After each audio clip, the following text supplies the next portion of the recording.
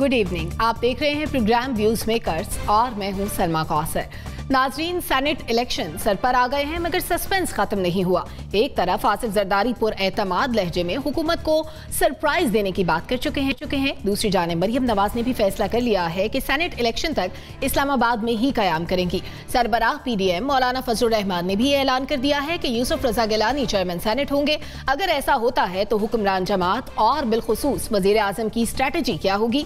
दूसरी जानिब FATF का अहम इजलास आज से शुरू हो गया है। पाकिस्तान ने तमाम 27 नकात पर अमल दरामद की तमाम तर कोशिशें भी कर ली हैं और उम्मीद भी है कि पाकिस्तान ग्रे लिस्ट से निकल जाएगा। मगर फैसला अभी बाकी है कि दीगर ऑप्शंस पर गौर होता है, जून तक इजाफी निगरानी की जाती है या कुछ और इसके अलावा प्रोग्राम के आखिर में बात करेंगे टेररिज्म से टूरिज्म तक के सफर की। नाज़रीन, प्रोग्राम में इन तमाम तर मामलात पर बात करने के लिए हमें ज्वाइन कर रहे हैं लेफ्टिनेंट जनरल रिटायर्ड गुलाम मुस्तफ़ा साहब, नासिर बेग चुगताई साहब हमारे साथ मौजूद हैं, जैगम खान साहब ने हमें ज्वाइन किया है, मुजम्मिल सोहरवर्दी साहब और रजा रूमी भी आज के प्रोग्राम का हिस्सा है। तमाम तज्जियाकारों के वक्त का शुक्रिया। पहले सेगमेंट की जानिब बढ़ते हैं। सेनेट इलेक्शन के हवाले से अपोजिशन जमातें मुसलसल सरगर्म हैं। पीपल्स पार्टी, मुस्लिम लीग नून और JUIF की क़यादत के दरमियान मुसलसल राब्ते भी जारी हैं। साबिक सदर आसिफ अली जरदारी ने यह दावा किया है कि सेनेट इलेक्शन में भी हुकूमत को सरप्राइज देंगे। सेनेट इलेक्शन के पेश नज़र PTI ने अपने अरकान असेंबली की निगरानी भी शुरू कर दी है। हम ये जानना चाहते हैं कि अगर हुकूमत ज़िमनी इलेक्शन की तरह सेनेट इलेक्शन में भी हार गई तो वज़ीर आज़म इमरान खान क्या करेंगे। नासिर बेग चुगताई साहब। मेरा ख्याल है कि हारने की कोई गुंजाइश है नहीं अब्दुल हफीज शेख की, क्योंकि MKM उनके साथ है। तो जो भी उनको MKM के बारे में कहते हैं, कल एक वीडियो लीक हुई है GDA की जिसपे MKM का मजाक उड़ाया जा रहा है, वो भी एक तरफ रखिए आप। काफ वाले उनके साथ हैं और जो बैसाखियाँ हैं उनके साथ हैं, तो मुझे लगता नहीं कोई अपसेट होगा, लेकिन हो गया। जरदारी साहब भी बगैर सोचे समझे कोई बात करने के आदी नहीं है। जब वो पुरएतमाद हैं तो इसका मतलब है उनके पास कुछ है, कुछ सोच रहे हैं, कुछ कर रहे हैं। देखिए, ज़िमनी इंतखाबात के बारे में, सेनेट के इंतखाबात के बारे में उनका पॉइंट ऑफ व्यू दुरुस्त साबित हुआ कि उसमें इंतखाब में हिस्सा लिया जाए, उसमें हम हरा देंगे PTI को। वही हुआ, 7 में से 5 इंतखाबात PTI हार गई, बहुत बुरी तरह हार गई। और जो बाज़ इलाकों में तो उसका वोट बैंक कम भी हुआ है। जहाँ वो ज़्यादा की बात कर रहे हैं वो उतना ज़्यादा नहीं जितनी बता रहे हैं वो। डस्का तो आपके सामने, डस्का में क्या हुआ, डस्का में तो बस डजन होती रही है। तो मेरा अपना ख्याल है जरदारी साहब भी किसी बुनियाद पर बात कर रहे हैं, लेकिन फैसला ज़ाहिर है कौमी असम्बली करेगी। और अगर कोई अपसेट होता है, अब मुझे इम्कान नहीं है, लेकिन अगर कोई अपसेट होता है तो फिर प्राइम मिनिस्टर को सोचना होगा कि वो जिस वेस्टमिनिस्टर डेमोक्रेसी की बात करते हैं, जिसको वो आइडियल करार देते हैं, जिसको वो ख्वाब करार देते हैं, वहाँ क्या होता है। वहाँ अगर यूरोपीय यूनियन से अलग होने का करारदाद मुस्तरद हो जाती है तो प्राइम मिनिस्टर अपना बैग उठाया कहता है थैंक यू वेरी मच, मैं इस्तीफ़ा दे रहा हूँ। वहाँ तो ये रिवायत है। लेकिन अगर यहाँ पर हफीज शेख होते हैं और हफीज शेख को नाकामी का सामना करना पड़ता है तो प्राइम मिनिस्टर क्या करेंगे? मेरा ख्याल है वो ये नहीं करेंगे।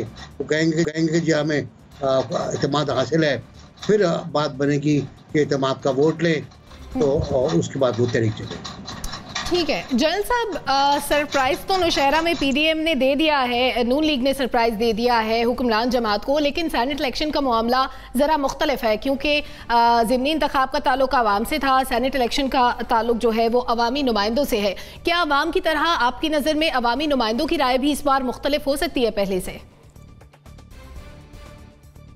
देखिए, एक तो बेचारे अवाम खामखा इसमें मिलाए जा रहे हैं, उनका इसमें ना कोई कसूर है ना ही उनकी कोई अचीवमेंट है बदकिस्मती से, क्योंकि जिस तरीके से उनके साथ डील किया जाता है, हालांकि they are the biggest stakeholders इन सारी स्टेट के हिस्से में, उन बेचारों को चाहे वो अपोजिशन है चाहे वो गवर्नमेंट है अपने मकासद के लिए इस्तेमाल करते हैं। बहरहाल जो नौशहरा में हुआ वो शायद इतना सादा नहीं है जितना आप कह रहे हैं कि PTI को हरा दिया गया। PTI खुद हारी है बड़ी एफर्ट करके, वहां पे इनको उसकी कामयाबी की मुबारकबाद देनी चाहिए। इसमें अपने लोग मिले हुए थे और जी वो उनकी अपनी कामयाबी है। PTI ने आपस में लड़ के जो कर रही है आपके साथ, और ये इनका मसला भी बहुत ज्यादा है। जहां तक सिंध के इलेक्शन का ताल्लुक है, कल हैरान हूं मैं इस बात पे, हमारे मीडिया ने कल वहां पे एक पूरा पुलिस स्टेशन जला दिया गया, लेकिन बात नहीं हुई इसके ऊपर। और हमारे जो थी इसको फंसे रहे यहाँ पे डस्का में, और डस्का के भी हालात इतने सादा नहीं है जितने ये नून लीग को आप क्रेडिट जरूर दें, उन्होंने उसको बड़ी अच्छी तरह प्ले किया है, लेकिन वो चीजें सामने जब आ रही हैं आहिस्ता आहिस्ता तो चीजें और निकल रही हैं इसमें से। बहरहाल ये तो है, हमारी सियासत में चलता रहेगा। दूसरी चीज जो बड़ी अहम ये है कि हमारी सियासत में ना तो वो अखलाकियात है, ना ही वो रवायात है जिनका भी हवाला दिया जा रहा था। अगर ये होती तो शायद आज हम इस जगह पे खड़े ही ना होते। तो अगर हम समझते हैं कि जो भी इलेक्शन का रिजल्ट होगा सेनेट का, उसमें बाद कुछ अपसेट हो सकता है इस तरीके का, मैं तो नहीं समझता ऐसी कोई काम होगा, क्योंकि सियासत सारी पार्टियों के क्रॉस द बोर्ड एक ही है और वो अपने जो छोटे छोटे मफादात हैं, एक इलेक्शन से दूसरे इलेक्शन, उससे आगे तीसरे इलेक्शन, तो इसलिए मुझे इसमें ज्यादा उम्मीद नहीं है। और एक चीज जो हम ये बार बार हम कह रहे हैं कि अपसेट हो सकता है, अपसेट क्यों होगा? इसीलिए होगा कि अगर हुकूमत के साथ जिस तरीके से जो हमारी रवायत रही है सेनेट के इलेक्शन के वोट्स में, अगर वहां से कुछ जिस तरीके से बातचीत चल रही है, अभी सुप्रीम कोर्ट में बात हो रही है, अगर कुछ जो वोटर्स हैं सारे इसमें जो हमारे इलेक्टोरल कॉलेज है उसमें कुछ लोग अपने आप को बेच देना तो शायद सख्त लफ्ज होगा, अगर वो अपने आप को अपने सो कॉल्ड मतलब जमीन के मुताबिक बात करना शुरू कर दे तो फिर मुश्किलात होंगी। वरना तो मुझे नहीं नजर आता कि भाई गिलानी साहब जीत जाएंगे। इसमें एक ही और चीज भी हो सकती है कि गिलानी साहब को, क्योंकि वो मुल्तान में काफी इलेक्शन हारे हैं और इस वक्त इंपॉर्टेंट पोजीशन उनकी रही है क्योंकि वज़ीर आज़म रहे हमारे, तो शायद उनको ये नॉकआउट का भी एक मौका दिया जा रहा है कि यहाँ से उनको नॉकआउट कर दिया जाए, उसके बाद आगे देखा जाएगा। तो बहुत सारी चीजें इसमें कार फरमा है। रिजल्ट के बारे में बहरहाल कुछ कहना मेरे लिए मुश्किल है इस वक्त, क्योंकि जो कि इस्लामाबाद में हो रहा है, ये पहले होता है, वो इतना हौसला अफजा नहीं है कि इंसान उस पर खुशी से तबसर करे उसमें। ठीक है सर। वर्दी साहब, ऑपोजिशन का कॉन्फिडेंस जो है ये किस बात का इशारा देता है? देखिए, मुझे गवर्नमेंट की बहुत मिसमैनेजमेंट लग रही है। ऐसा लग रहा है कि एक जो तहरीक इंसाफ है इसको पहली दफ़ा अपने आप पर इलेक्शन लड़ना पड़ गया है, वरना इनको तो इलेक्शन बना के दिया जाता था। देखें, टिकटॉक की तकसीम का मामला आप मान सकते हैं कि जिस पार्टी की हुकूमत हो, जिसने 2018 का शफाफ इंतखाब जीता हो, जिसने इतने विनिंग हॉर्सेस अपने साथ शामिल किए हों, वो चंद सेनेट की टिकटें ना दे सके दुरुस्त तरीके से, इसका मतलब है टिकटें देने का काम वो खुद नहीं करते रहे हैं और जब खुद करना पड़ गया तो बहुत से मसाइल पैदा हो गए हैं। इसी तरह ज़िमनी इंतखाब में भी हमें नज़र आया है कि जब उनको खुद इंतखाब लड़ना पड़ गया है तो उन्हें बहुत मुश्किल आ गई है। हुकूमती वज़रा तो हमें ये समझाते थे कि कभी कोई हुकूमत को भी छोड़ के गया है, सब हुकूमत में शामिल होते हैं, और यहाँ हमने देखा है कि उनके सूबाई वजीर हुकूमत को छोड़ के अपोजिशन के साथ चले गए हैं, जो लियाकत खट्टक साहब हैं। आप कह रहे हैं पीटीआई को पीटीआई ने हराया है, आप ये क्यों नहीं देख रहे कि सिटिंग वजीर अपोजिशन के साथ चला गया और उसने अपना फ्यूचर गवर्नमेंट के साथ नहीं देखा है। और वो नैरेटिव जो बार बार फवाद चौधरी साहब हमें समझा रहे थे कि कभी कोई हुकूमत को भी छोड़ के गया है, तो हमने देख लिया है लोग हुकूमत को छोड़ के भी जाते हैं। तो इसलिए मैं समझता हूँ कि या तो जहांगीर तरीन साहब की कमी बहुत शिद्दत से महसूस हो रही है, या उनकी कमी शिद्दत से महसूस हो रही है जो पीटीआई के लिए इलेक्शन मैनेज करते थे, और इलेक्शन मैनेजमेंट की बहुत कमी महसूस हो रही है। अब आज देखें, सिंध में अब्राव साहब का टिकट वो नामजदगी जो है वो कागजात मुस्तरद हो गए हैं, वो टिकटें इतनी गलत दी गई हैं कि वो आगे उनको थ्रू होने में मुश्किलात आ रही हैं। तो मुझे लगता है कि कहीं ना कहीं इमरान खान साहब को अपने पॉलिटिकल मैनेजर्स की तरफ देखना पड़ेगा, या तो जहांगीर तरीन को वापस लाना पड़ेगा या उन लोगों से दोबारा बात करनी पड़ेगी जो उनके लिए पॉलिटिकल मैनेजमेंट करते थे कि भाई मैं आपके बगैर नहीं चल सकता, आप दोबारा करें। क्योंकि आज यूसुफ रज़ा गिलानी साहब ने कहा है कि एस्टैब्लिशमेंट बिल्कुल न्यूट्रल है। हमें डस्का में न्यूट्रल नज़र भी आई है, नौशहरा में न्यूट्रल नज़र आई है, वज़ीराबाद में न्यूट्रल नज़र आई है, और उस न्यूट्रल होने के नताइज भी हमारे सामने हैं। तो अगर वो इस्लामाबाद में भी न्यूट्रल हो गए तो मुझे बहुत ख़तरात हैं कि उनकी न्यूट्रलिटी के नताइज, क्योंकि वज़ीराबाद, डस्का और नौशहरा में कोई इमरान खान के लिए हौसला अफजा नहीं आए हैं। और जैसे DGISPR ने भी कहा है, सब ने कहा है वो न्यूट्रल हैं, तो फिर न्यूट्रल का नतीजा आप देख लें। ठीक है ज़ैगम खान साहब, मिस मैनेजमेंट की बात हो रही है, पॉलिटिकल मिस मैनेजमेंट का अगर हवाला दिया जाए पीटीआई के बारे में तो 2-2.5 साल तो हो चुके हैं। कोई अगर किसी लड़की की शादी होती है वो भी ससुराल में 2-2.5 साल में एडजस्ट कर लेती है चीज़ों के साथ। इतना टाइम काफ़ी नहीं था चीज़ों को मैनेज करने के लिए? बिल्कुल काफ़ी तो था। और देखें 2.5 साल इन्होंने हुकूमत तो की है, कोई इनको हुकूमत से तो नहीं निकाल सका। और पहले 2 साल इन्होंने अपोजिशन को बहुत टफ टाइम भी दिया है। अब सोहरवर्दी साहब की सोच ये है कि उसकी वजह इनका अपना कारनामा नहीं था बल्कि इनके बुज़ुर्ग थे, और आप भी इतनी बुरी सोच रखे हुए हैं कि ऐसे ही हालात हो जाएंगे सेनेट में जिस तरह के ज़िमनी इंतखाबात में थे। अब देखिए, सेनेट में मामला मुख्तलिफ होता है और आम इंतखाबात में मामला मुख्तलिफ होता है। आम इंतखाबात में लाखों अनपढ़ लोग होते हैं जो कीमे के नान खा के वोट दे देते हैं, उनके ज़मीर जगाना बड़ा मुश्किल होता है। बहुत ही मुश्किलों से, तरलों से 20 पोलिंग स्टेशनों पे ज़मीर जगाने पड़ते हैं और उस पर भी जाके मुसीबत खड़ी हो जाती है। लेकिन ये तो थोड़े से लोग हैं, चंद दर्जन लोग हैं, इनके ज़मीर जगाना कौन सा मुश्किल काम है। आपने देखा था जब सेनेट में अदम एतमाद की तहरीक हुई थी तो उस वक्त किस तरीके से लोगों के ज़मीर जाग गए थे कि 14 लोग अपोजिशन के हुकूमत के साथ जाके मिल गए और इतना बड़ा अपसेट हो गया कि अक्सरियत जो है वो अक़लियत में तब्दील हो गई। सेनेट इलेक्शन में जहांगीर तरीन साहब को भी वापस लाया जा सकता है। मेरा ख़्याल है PTI जो है सोहरवर्दी साहब की इस तजवीज़ को ज़रूर सुन रही होगी और इस पर भी अमल करेगी। अब देखिए, अगर तो सुप्रीम कोर्ट ने इस इलेक्शन को ओपन कर दिया, ओपन बैलेटिंग का कोई तरीका तजवीज़ कर दिया, जिसका आईनी तरीका तो मुश्किल नज़र आता है, लेकिन ज़ाहिर है सुप्रीम कोर्ट के पास बहुत से इख्तियारात हैं, फिर तो बहुत मुश्किल है कि PTI के जो मेंबर्स जितने बनते हैं उससे कम बने या गिलानी साहब जो हैं वो अपनी सीट ले लें। लेकिन अगर सीक्रेट इलेक्शन हुआ तो वज़ीर आज़म साहब कह चुके हैं कि फिर अपोजिशन रोएगी। अपोजिशन उसी तरह रोएगी शायद जिस तरीके से वो अदम एतमाद की तहरीक में रोई थी, जिस तरीके से वो इस वक्त उन 20 हलकों पर रो रही है। तो मुझे तो उम्मीद है कि ज़मीर ज़रूर जागेंगे और ऐसी परेशानी की कोई बात नहीं है। ठीक है रज़ा, आप मुस्कुरा रहे थे कीमे वाले नान की बात पे, क्या MNAs MPA कीमे वाले नान नहीं खाते? मेरे ख्याल से कीमे के नान तो हम सब खाते हैं, मरगूब गज़ा है और होता है जी। MNA और MPA तो उससे कहीं ज़्यादा चीज़ें खाते हैं। खैर वो एक अलग बहस है। देखिए, ये जो सेनेट का इंतखाबात हैं वो अभी वो भी एक तरह से बेयकीनी का शिकार है, क्योंकि पहली तो ये बात है कि हमें नहीं मालूम कि सुप्रीम कोर्ट ने क्या फ़ैसला देना है। अगर तो ये खुफिया राय शुमारी बरकरार रहती है तो मंजरनामा शायद कुछ और होगा, अगर ओपन बैलेटिंग होती है तो उस वक्त शायद ये मंजरनामा बदल जाए। एक तो ये बात है।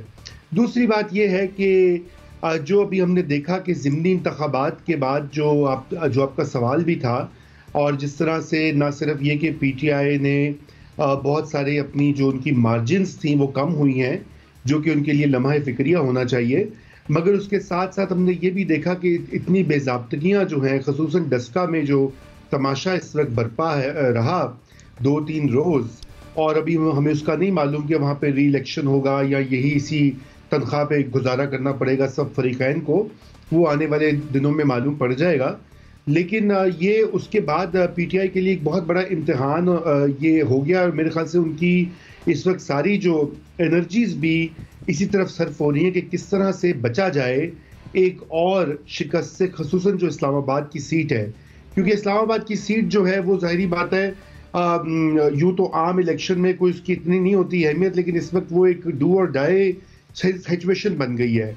क्योंकि अगर गिलानी साहब वहाँ से जीतते हैं, साबिक वज़ीर आज़म यूसुफ रज़ा गिलानी, तो फिर वो पेश खैमा होगी उस तरीके में अदम एतमाद का जिसका जिक्र PDM में ख़ुसूसन जरदारी साहब बारहा करते रहे हैं, और अब PDM का एक अच्छा खासा हल्का जो है वो भी गालिब हल्का इसी पर है कि शायद यही रास्ता है इमरान खान साहब को निकालने का या कम अज़ कम दबाव बढ़ाने का। लेकिन अगर गिलानी साहब हार जाते हैं, जो कि बिल्कुल मुमकिन है, इसका जिक्र किया जैगम साहब ने बड़े 90 तोले अंदाज में किया। मैं डायरेक्टली ये कह देता हूँ कि हमने पिछला जो संजरानी साहब के खिलाफ तहरीक अदम एतमाद आई थी, उसमें हमने देखा खुफिया राय शुमारी में भी दोस्त मेहरबान जो हैं वो अपना काम दिखा गए, और बहुत से PMLN और PPP के सेनेटर्स ने अपनी पार्टी के फैसले के बरक्स जो है वो वोट डाले और संजरानी साहब बच गए निकलने से। तो अगर ऐसी सूरत हाल मैनेज होती है तो फिर इसका मतलब ये है कि फिर इमरान खान साहब जो है सुकून का सांस ले सकते हैं कि कम से कम उनके ऊपर से एक खतरा टल जाएगा। लेकिन जो मुजम्मिल साहब ने बात कही है उसको दोहराना लाजमी है कि अगर तो मुक़तदरा जो कुव्वतें हैं वो न्यूट्रल हैं बिल्कुल इस मामले में, तो फिर तो ये इमरान खान साहब के लिए एक इम्तिहान की घड़ी है और मुश्किल की घड़ी है। लेकिन अगर वो न्यूट्रल या कम से कम उनकी हिमायत है उनको, फिर कोई परेशानी की बात नहीं। मुश्किल की घड़ी है लेकिन उनको भी स्ट्रैटेजी के साथ आगे बढ़ना होगा। नाजरीन, इसके साथ ही हम सेगमेंट को क्लोज कर एक ब्रेक की जानिब जाना है। वापस आकर हम बात करेंगे FATF के अहम इजलास की जो आज शुरू हो गया है। स्टे विद अस।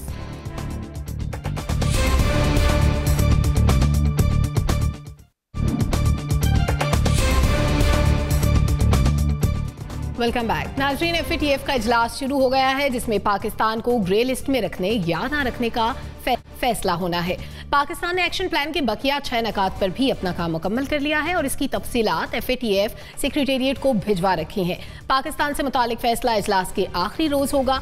सवाल ये है कि FATF का इजलास आज से शुरू हुआ है, क्या पाकिस्तान ग्रे लिस्ट से निकलने की कोशिशों में कामयाब हो सकेगा? जनरल साहब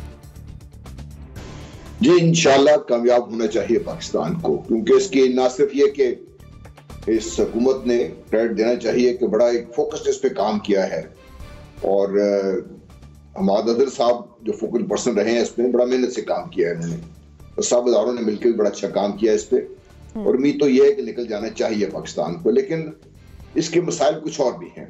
एक तो मुझे डर ये है कि जब ये पहुंचेगा वहां पे हमारा सब कुछ होगा तो गोल पोस्ट फिर चेंज हो जाएंगे, क्योंकि अभी तक कितने भी इजलासों की खबर आई है गोल पोस्ट हमेशा बदलते रहे हैं। जो हमें पॉइंट्स देते हैं हम पूरा करके जाते हैं तो फिर उनकी तशरीह बदल दी जाती है, तो वहां पे भी एक मसला है। और दूसरा बहुत बड़ा मसला है कि क्या अमेरिका को पाकिस्तान का इस ग्रे लिस्ट से निकलना सूट करता है, क्योंकि जब आप आते हैं हकाइक की तरफ और ग्राउंड रियलिटी की तरफ तो ये सब कुछ डिक्टेट्स वो चीज नहीं करेगी जो हम पाकिस्तान कर रहा है या जो हम पेपर्स डिमांड की जा रही है। डिक्टेट ये होगा कि उस वक्त इंटरनेशनल जो पॉलिटिकल सिस्टम है वो पाकिस्तान के बारे में क्या सोच रहा है, जिसकी सरबराही अमेरिका कर रहा है, जिसमें बरतानिया, फ्रांस, और जिसमें हिंदुस्तान के जो भारत के जो नुक्ता नज़र है या उनकी जो पाकिस्तान के बारे में चीज़ें हैं उसको ज़्यादा तरजीह मिलती है।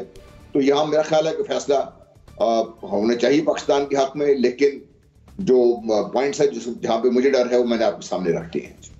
ठीक है। NBC 2-3 तरह के ऑप्शंस FATF के पास मौजूद हैं कि ग्रे लिस्ट में बरकरार रखा जाता है, निकाल दिया जाता है या ब्लैक लिस्ट किया जाता है, जो कि उम्मीद है कि नहीं होगा। लेकिन इन तीनों ऑप्शंस में से सुफरा का ये ख्याल है कि शायद जून तक इजाफी निगरानी की फहरिस्त में शामिल किया जाए। आपको क्या पॉसिबिलिटी नजर आती है? देखिए, मैं तो फॉरेन मिनिस्टर जनाब मखदूम शाह महमूद साहब के इस बयान की मुकम्मल सपोर्ट कर रहा हूँ कि पाकिस्तान को अब पाकिस्तान वाइट लिस्ट में आ जाएगा। उन्होंने यकीन दिलाया हमको। उन्होंने सेनेट में खड़े होकर कहा कि हमने जो लॉ पास किए हैं, अगर जो उन लॉस पर मुझे खासा एतराज़ है, बेसिक फंडामेंटल राइट्स के खिलाफ है वो लॉस, अगर जो पास किए हैं हमने वो ऐसे हैं कि अब कोई ऐसी बात नहीं कि जो कोई हमसे मुतालबा कर सके कि अब ये करो वो करो। हमने पूरा काम मुकम्मल कर लिया है। 27 पॉइंट्स में कुछ पॉइंट्स बाकी थे, उस पर बहुत सा काम हो चुका है। ये उन्होंने हमें बताया है। हमें तो नहीं पता ना कि सूरत क्या है, FATF में क्या ग्रोहबंदी है, हमको भी नहीं पता। हमें नहीं पता कि अभी तक प्रेसिडेंट जो बाइडन ने प्राइम मिनिस्टर इमरान खान से फ़ोन पर बात क्यों नहीं की है, हमें इसका भी नहीं पता। ज़ाहिर है हम तो ब्रीफ होल्डर नहीं है इस मामलात में। और फ्रांस से भी क्या ताल्लुकात हैं हमारे, सिवाय चाइना के आपके ताल्लुकात किससे अच्छे हैं मुझे नहीं पता इनका। लेकिन जब इजलास होगा तो पाकिस्तान अपना केस प्लीड करेगा। हमाद अजहर बहुत अच्छा काम करते हैं, बहुत अच्छी तरह प्रेजेंटेशन देते हैं, और उसके बाद फिर उससे कहा जाता है कि 3 महीने बाद फिर आना। अब जो ग्रोहबंदी बन रही है उसमें ज़्यादातर लोग कह रहे हैं काम पाकिस्तान ने कर लिया है, ठीक ठाक कर लिया है, लेकिन एक और ग्रोह भी है जो कह रहे हैं नहीं, अभी इनको क्लियरेंस ना दें, आप इनके चाल चलन पर नज़र रखें, और जून तक कम से कम 3 जून या 13 जून 2 डेट्स हैं, उस तक इनको ग्रे लिस्ट में रखें।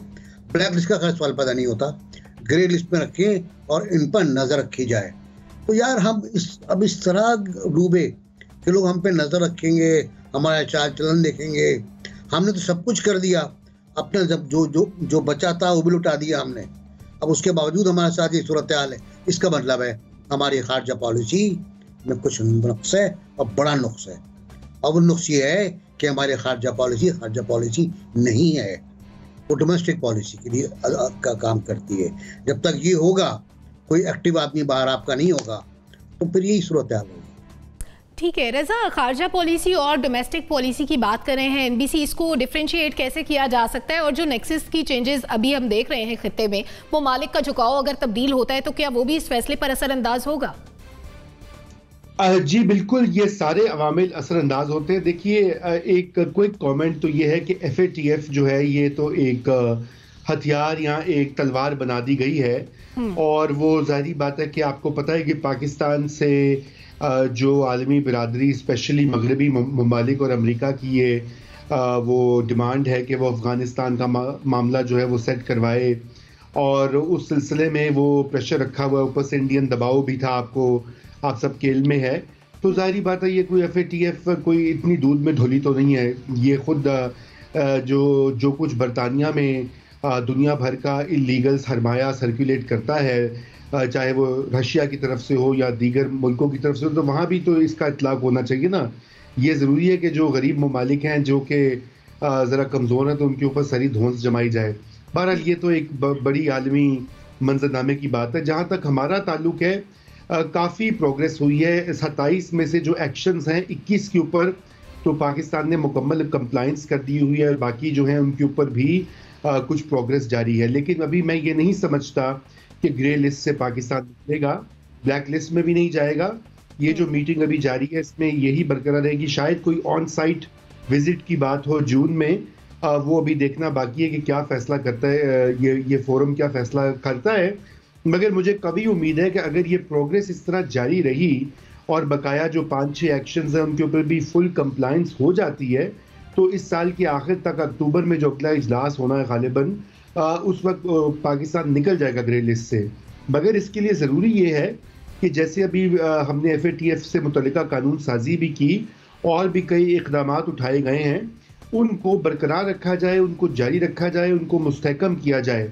और इसमें सभी को का बड़ा अहम रोल है। सिविल और मिलिट्री दोनों ब्रांचेस जो है गवर्नमेंट की, उनका बहुत अहम रोल है इसमें। ज़ाहिर बात है पार्लियामान का एक रोल है, पार्लियामेंट ने कानून साजी तो कर दी, अब मज़ीद ये जो धींगा मुश्ती इस वक्त जारी है, यही वजह है कि देखिए हम ये जो सारे मामलात हैं दुनिया से, चाहे डील करना हो, IMF से डील करना हो, मुल्क के अंदर इस्लाहात लानी हो, इसके लिए आपको सियासी इस्तेकाम की फ़ज़ा चाहिए होती है।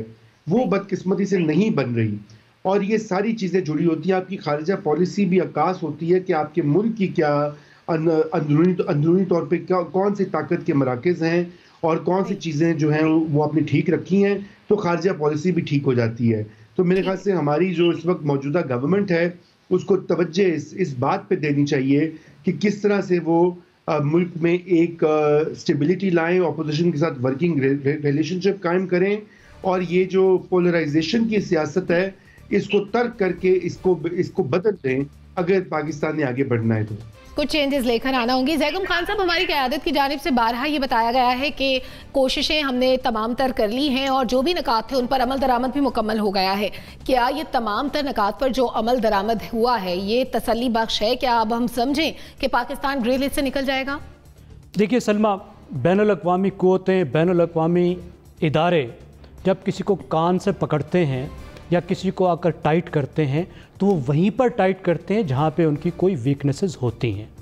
पहली तो बात है, हमें तस्लीम करना होगा कि 2018 में जब हम FATF की ग्रे लिस्ट में गए और हमें 15 माह का वक्त मिला, तो उस वक्त हमारे इदारों में, हमारे फाइनेंशियल इंस्टीट्यूशंस में बहुत बड़ी बड़ी कमज़ोरियाँ मौजूद थी। हवाला हुंडी भी था, बहुत बड़े पैमाने पर था। जिन टीटियों की बात होती है उसकी इजाज़त आपने कानून बना कर दी थी ताकि लोग टैक्स बचा सकें, वो भी साथ में मौजूद थे। अकाउंट भी जो चाहे वो किसी माली का शनाख्ती कार्ड उठाकर बैंक में अकाउंट खोलकर वो भी अपने पैसे छुपा सकता था, टैक्सेशन छुपा सकता था। जो आपकी रियल एस्टेट है उसमें इस वक्त भी जिसके पास अरबों रुपए की भी नाजायज़ रकम है, तो आपने इस वक्त भी इजाज़त दी है कि जाके रियल एस्टेट में इसको दबा दो।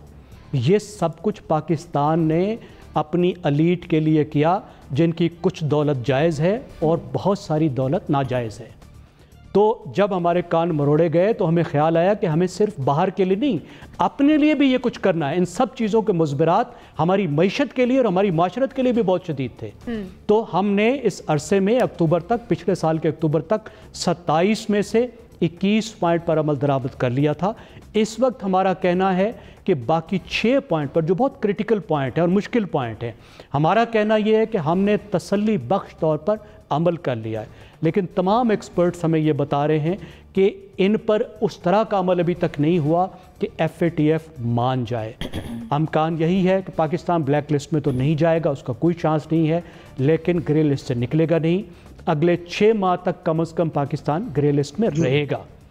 ठीक है सर वर्दी साहब, ये जो ग्रे लिस्ट से निकलने का मामला है, जो निकात पर अमल दरामद की बात है, ये तो एक कलेक्टिव एफर्ट है, तमाम इदारों को मिलकर एफर्ट करनी थी, उसके बाद हमने इसमें कामयाबी हासिल करनी थी। क्या हमें लैक ऑफ कोऑर्डिनेशन नजर आता है इदारों के दरमियान? नहीं, मुझे लैक ऑफ कोऑर्डिनेशन तो नज़र नहीं आता है, लेकिन मैं देख रहा था FATF के हवाले से। देखें, एक दुनिया में एक लड़ाई जारी है पाकिस्तान के ख़िलाफ़। आपने देखा है FATF के दफ्तर के बाहर पाकिस्तान के ख़िलाफ़ मुजाहरा कराया गया और कहा गया कि मुबैना ये लोग पाकिस्तानी हैं जो पाकिस्तान के ख़िलाफ़ मुजाहरा कर रहे हैं। यकीनन वो रॉ स्पॉन्सर्ड था। फिर अब मैं देख रहा था कि फ़्रांस और यूरोप ने भी स्टैंड लिया है कि हमें ग्रे लिस्ट में बरकरार रखा जाए। मैं समझता हूँ कि सफारतकारी की बहुत कमज़ोरी है। हम पॉइंट्स पर ज़्यादा तवज्जो दे रहे हैं और सफारतकारी पर कम तवज्जो दे रहे हैं। हमने ना यूरोप से बात की, ना फ्रांस से बात की, ना अमेरिका से बात की।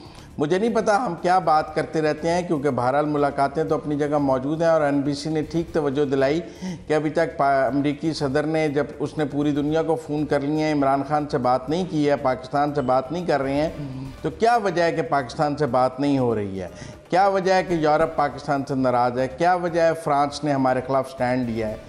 तो इन बातों का वज़ीर ख़ारजा को जवाब देना चाहिए। ये 6 पॉइंट्स पर काम हो। भाई, इंडिया के 44 बैंक निकले हैं जो मनी लॉन्ड्रिंग में मुलव्वस हैं, और स्टेट डिपार्टमेंट की रिपोर्ट है, उनको तो ग्रे लिस्ट में नहीं डाल रहे वो।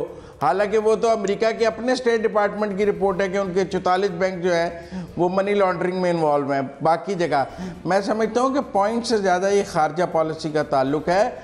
हमारा कान शायद हमारी इतनी गलती की वजह से नहीं उन्होंने पकड़ा हुआ, हमारा कान और वजूहात से पकड़ा हुआ है, मैं समझता हूँ जैगम खान साहब। और वो कान हमने उनको अपने हाथ जो दे दिया है, अब हमसे छुड़ाया नहीं जा रहा, क्योंकि कान पकड़ने की गिरफ्त ज़रा मजबूत है और उसको छुड़ाने के लिए जो दाव पेच चाहिए, हमारी उस पर तवज्जो नहीं है। हम अपनी गलतियां ढूंढ रहे हैं ज़्यादा। मेरा ख्याल है कुछ खारजा पॉलिसी का मामला है। अगर 6 माह वज़ीर ख़ारजा सिर्फ खारजा पॉलिसी पर तवज्जो दें, पाकिस्तान की अंदरूनी सियासत पर तवज्जो ना दें, दुनिया के दौरे करें, FATF से निकलने पर काम करें, तो पाकिस्तान की ज़्यादा खिदमत हो सकती है। उन्हें पाकिस्तान के अंदरूनी मामलात से ज़्यादा FATF पर तवज्जो देनी चाहिए। हमाद अज़हर ने अपने हिस्से का काम कर लिया है, इदारों ने अपने हिस्से का काम कर लिया है। अब बाकी काम शाह महमूद कुरैशी साहब का है जो वो नहीं कर रहे। शाह साहब को अपने हिस्से का काम करना होगा, और अमेरिका ने पाकिस्तान से बात नहीं की अभी तक। इस पर भी NBC और सरवदी साहब को दाल में कुछ काला नजर आ रहा है। नाजरीन, मुझे एक ब्रेक पर से वापस आने के बाद हम बात करेंगे ऑपरेशन रद्दुल फसाद की, जिसको 4 साल मुकम्मल हो गए हैं। स्टे विद अस।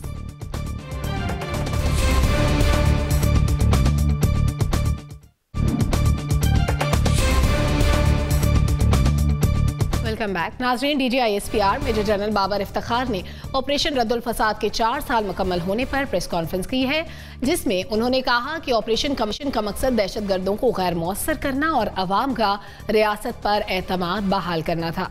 उन्होंने कहा कि अवामी हिमायत से इस जंग में कामयाबी हुई, मगर टेररिज्म से टूरिज्म तक का ये सफ़र इंतहाई कठिन और सब्र आजमा था। नाज़रीन, हमारा सवाल ये है कि पाकिस्तान को अब किन तरजीहात पर सबसे ज्यादा तवज्जो देने की जरूरत है? नासिर बेगचुगताई साहब, कि हम कबल वक्त फैसला कर रहे हैं कि फसाद ख़त्म हो गया और मुज़ाहमत भी ख़त्म हो गई। मुज़ाहमत भी मौजूद है और फसाद भी मौजूद है। कल के वाक़या, उससे पहले का वाक़या, उससे पहले का वाक़या, कल 4 ख़वातीन को मारा गया, और उससे पहले भी वाक़यात हो चुके हैं। हमारे फ़ौजी जवान, हमारे FC के जवान, हमारे सिक्योरिटी गार्ड्स, उनको शहीद किया गया। तो उनकी दहशत जारी है और हमारी कार्रवाई जारी है। इस रद्दुल फसाद का मकसद ये था कि ज़रब अज़ब का जो कामयाबियाँ थी उनको मजबूत मुस्तकम किया जाए, फिर आगे बढ़ा जाए। और वो क्या खासी बड़ी कुर्बानियाँ भी दी गई हैं इस दौरान। अवाम ने भी कुर्बानी दी, फ़ौज ने भी कुर्बानी दी, पुलिस ने भी कुर्बानी दी और FC ने भी कुर्बानी दी। लेकिन एक बात ये हुई कि पाकिस्तान में अमन मजबूत और बहाल हुआ। मतलब अगर मैं कराची और फाटा, वजीरिस्तान और पेशावर की बात करूं आपसे, तो ये तो सी चेंज है।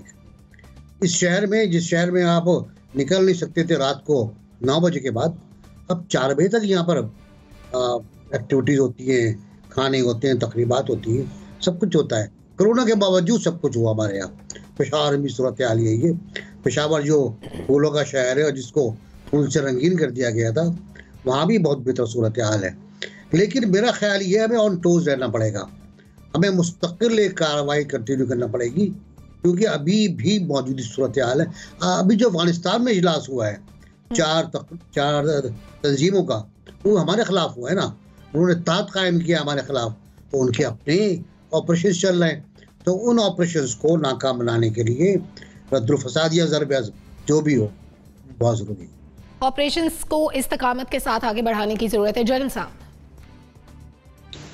देखिए ये तो DGISPR ने बड़े वाज़ेह कर दिया था कि ये मुआफ़ कर रहा है टेररिज्म जो है किसी और शेप में, और जो 5th जनरेशन वॉरफेयर की बात कर रहे हैं, अब ये वो शक्ल इख्तियार कर चुका हुआ है पाकिस्तान के खिलाफ।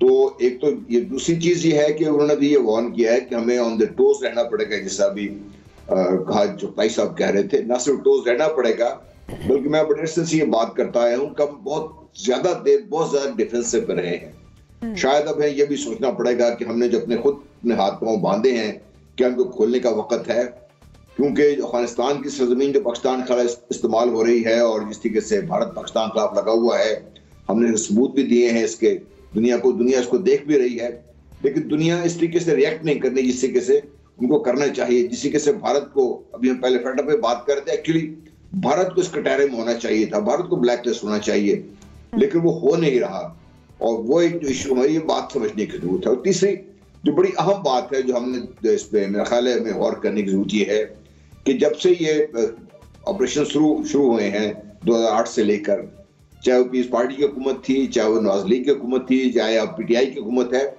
इसमें एक तसलसल रहा है। इसमें तमाम लोगों ने मिलकर, अवाम ने, अफवाज पाकिस्तान ने, तमाम जो हमारे इदारे हैं उन्होंने मिलकर इस एक बड़ी मुस्तकिल मिजाजी से इस ऑपरेशन पे हम लग रहे हैं। कुर्बानियां हमने बहरहाल बहुत दी हैं और ये आज रिकग्नाइज भी किया है कि अवाम और की ताकत के बगैर अफवाज पाकिस्तान शायद कुछ ना कर सकती। तो एक तसलसल रहा है इसमें, एक हमने इसके ऊपर परसिस्टेंस रखी है। ये जो एक हमारी खुशायन एक डेवलपमेंट है, हमें इसको मैक्सिमाइज करना चाहिए regardless of our political differences. तीनों जो मेजर पार्टीज हैं उन्होंने इसमें इस्तेकाम एक रखा है, एक मुस्तकिल मिजाजी दिखाई है, और यही वो चीज़ है मैं समझता हूँ कि जो हमें मैक्सिमाइज करें तो जो बाकी जो भी हमारी जंग रह गई है इसको जीतने में पाकिस्तान के लिए फिर आसानी होगी। ठीक है, ज़ैगम खान साहब।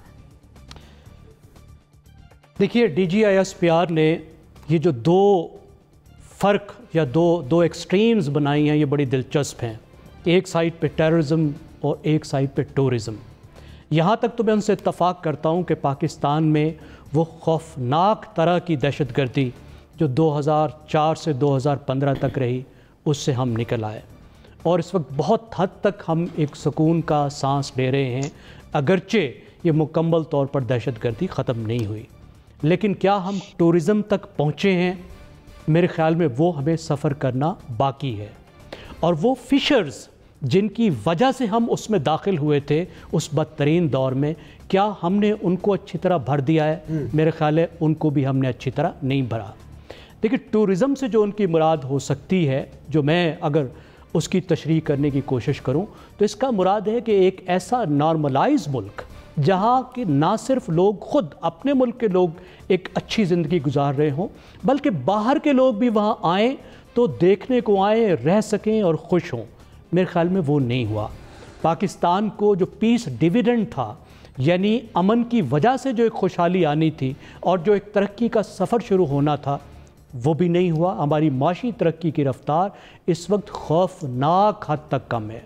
यानी माशी तौर पर हम इस वक्त जनूबी एशिया को छोड़िए, दुनिया में बहुत पीछे जा रहे हैं। इसी तरह समाजी तरक्की को अगर देखें, क्या हमारे बच्चे अब पढ़ रहे हैं? जिस तरह के हमने नारा बनाया था कि दहशतगर्द हमारे बच्चों को नहीं पढ़ने देते और हम अपने बच्चों को पढ़ाएंगे, हमारे बच्चे तो अब भी 2.5 करोड़ बच्चे स्कूलों से बाहर हैं।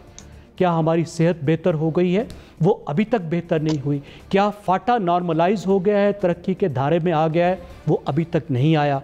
अफ़गानिस्तान जहाँ से ये मसाइल पैदा हो रहे हैं और जहाँ पे मसाइल इंक्यूबेट हो रहे हैं, क्या वहाँ पर सिचुएशन नॉर्मलाइज हो गई है?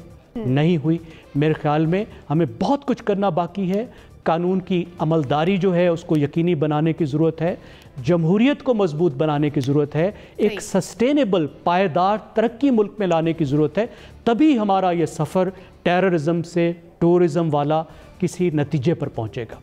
ठीक है सरवर्दी साहब, अभी जो बातें ज़ैगुम खान साहब ने की हैं, पाक फौज ने तो अपनी तरफ से पूरी एफर्ट्स भी की, ऑपरेशंस भी किए, सारा कुछ हुआ। अब इनकी बात हो रही है, टूरिज्म की बात हो रही है, मुआशी तरक्की की बात हो रही है, इसमें पॉलिटिकल नेग्लिजेंस भी तो शामिल है। एक इदारे का काम तो नहीं है ये सब। नहीं, मैं समझता हूँ कि थोड़ी ज़ैगुम खान साहब ने ज़्यादती कर दी, जुल्म कर दिया। बात यह है कि अगर हमारी माशी तरक्की नहीं हो रही इस वक्त, तो उसमें इस वक्त दहशतगर्दी का तो कोई आंसर नहीं है। वो तो हुकूमत की माशी पॉलिसियाँ गलत हैं, हमारी नाअहली है, डिलीवरी नहीं है। जब दहशतगर्दी अपने अरूज पर भी थी तो हमारी माशी तरक्की इससे बेहतर थी। तो लिहाजा अगर आज दहशतगर्दी ख़त्म हो गई है, मिनिमम पर है, और हमारी माशी तरक्की डाउन है, तो हम ये तो नहीं कह सकते कि हमारी माशी तरक्की जो थी वो दहशतगर्दी की वजह से अरूज पर थी और हम 5.6 पर दहशतगर्दी की वजह से थे, और आज जब दहशतगर्दी ख़त्म हो गई है तो हम मनफी में आ गए हैं। ऐसा तो नहीं है ना, ये तो कंपैरेटिव एनालिसिस नहीं हो सकता।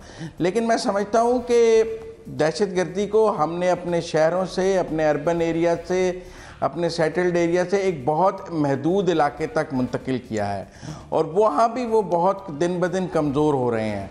हमने फाटा को जम किया है। साउथ अफ्रीका, जैसे कहा गया, international teams, international players Pakistan वापस आ गए हैं। हमारे खेलों के मैदान दोबारा आबाद हो रहे हैं। हमारे दोबारा जो टूरिज़्म है, इनसाइड लोग अब शुमाली इलाका जात में सैर के लिए वापस जा रहे हैं, बेखौफ हो रही है। तो अब के मालम जब्बा और इधर हमने बहुत टूरिज़्म देखा। तो मैं समझता हूँ कि टेररिज्म से टूरिज़्म का सफ़र हमें नज़र आया है। वो टूरिज़्म का सफ़र चाहे PSL की शक्ल में हो, चाहे साउथ अफ्रीका आए, चाहे शुमाली इलाका जात में टूरिज़्म कोविड के बावजूद ये सफ़र आपने कहा कि नज़र आ रहा है। सरवर्दी साहब, बहुत माजरत कता कलामी के लिए, लेकिन वक्त कम है, 1 मिनट रह गया। रज़ा रूमी, देखिए, बात यह है कि इसमें कोई शक नहीं है कि वो जो दहशतगर्दी की लहर जिससे पाकिस्तान ने सफ़र किया वो तो ख़त्म हो चुकी है, और उसमें यकीनन खराज तहसीन पेश करना चाहिए हमारी सिविल और मिलिट्री लीडरशिप जो है, ख़ुसूसन जनरल राहील शरीफ जो थे साबिक chief of the army staff, और मौजूदा जो चीफ हैं उन्होंने भी उसको बरकरार रखा। साबिक हुकूमत नवाज शरीफ के अंडर जो थी उन्होंने भी उस पर मेजर्स लिए, इसमें तो कोई शक नहीं है। मगर बात यह कि एक नेशनल एक्शन प्लान भी बना था, उसमें 20 नुकात थे।